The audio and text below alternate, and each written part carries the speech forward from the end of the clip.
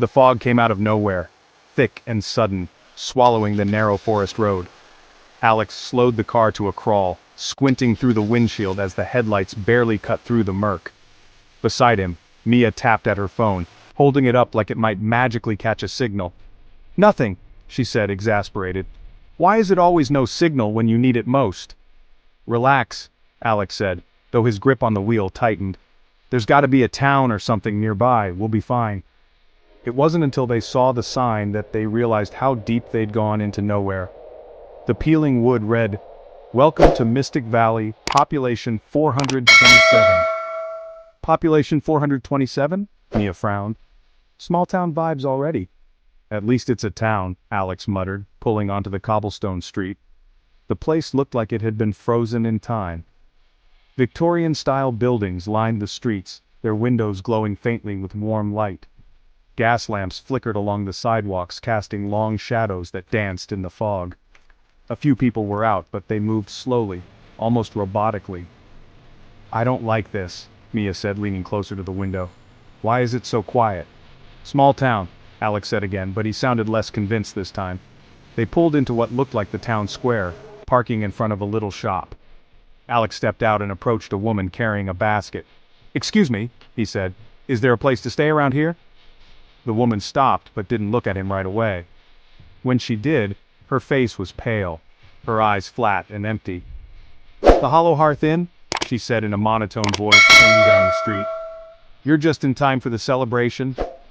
"What celebration?" Mia asked, stepping out of the car.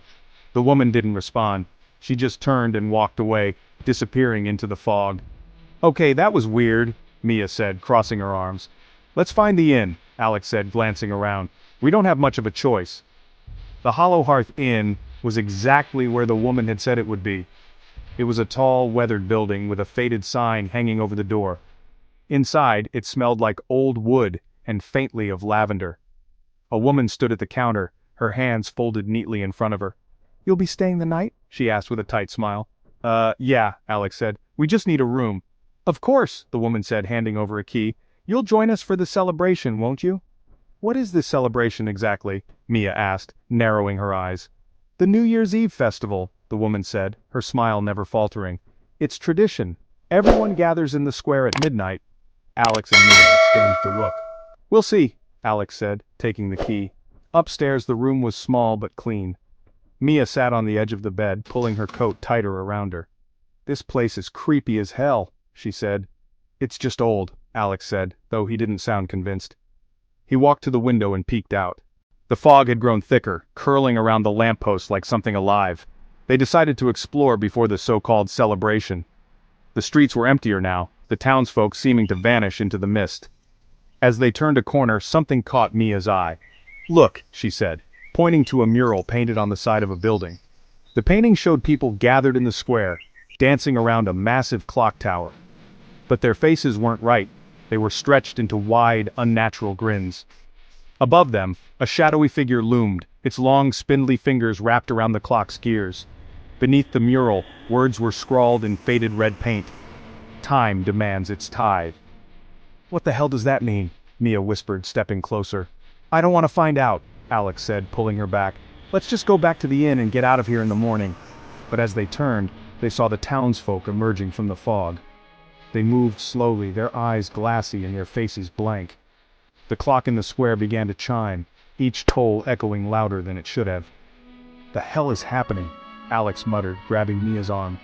The innkeeper appeared out of nowhere, her face as blank as the others. "It's time," she said. "The new year must begin."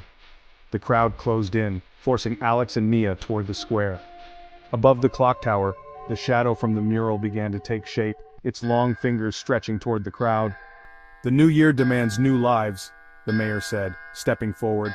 His voice was layered, deep and unnatural. "No," Mia said, her voice trembling. She grabbed Alex's hand. "We have to stop this!"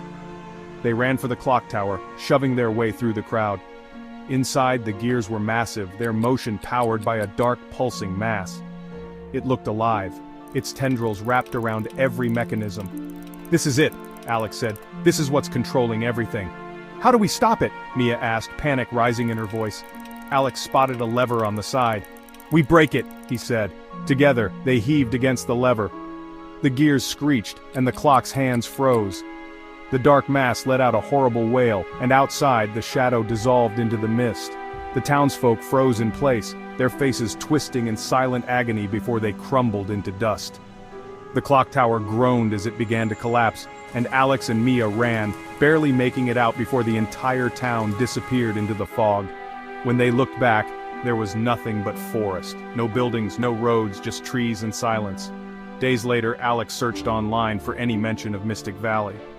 There was nothing. It was like the town had never existed. But every New Year's Eve, when the clock struck midnight, Alex and Mia couldn't help but feel a chill, as though something out there still remembered them. Subscribe to Horror4U and help us reach 100 subscribers.